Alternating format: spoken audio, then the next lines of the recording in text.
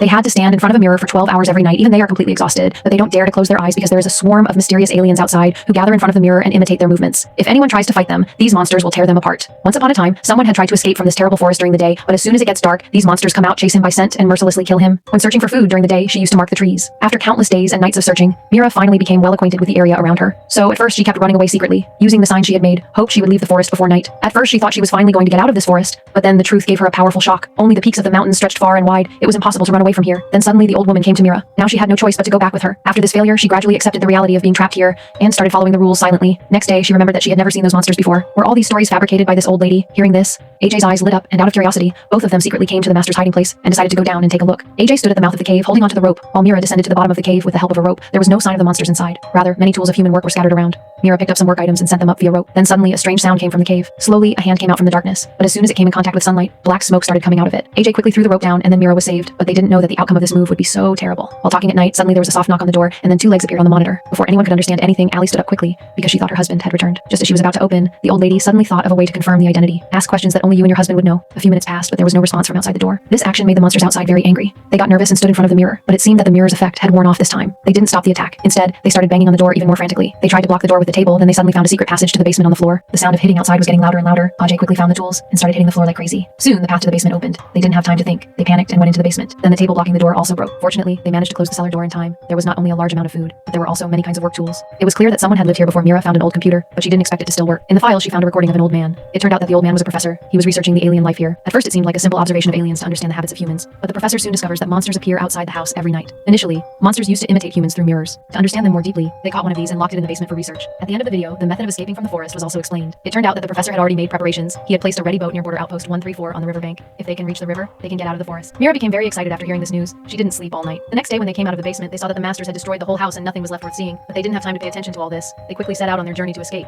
Luckily, Mira had already marked the place and they kept running with the help of the marks. Soon they found border outpost 134, but suddenly ominous clouds started gathering in the clear sky and it started to rain heavily. And what made it worse was that the monsters would come out in the sunless weather. They couldn't even dare to stop for a moment. They kept running ahead. Meanwhile, a large group of monsters started moving towards them. Soon, before it got dark, they reached the lakeshore and found the professor's abandoned boat there. Then Allie realized that AJ is missing when she looked back. AJ was dragging Allie's husband towards the lake. She understood at a glance that her husband was no longer a human being. Due to the distance, AJ could not hear what Allie was saying and AJ also became a victim of the monsters. But the rest of them boarded the boat and left the forest. Mira went to the professor's old office out of curiously there. She discovered a shocking secret. She immediately found Allie and showed her some pictures. It turned out that the old woman was actually the professor's wife, and the professor's wife had died 10 years ago then. Who was that old woman who came with us?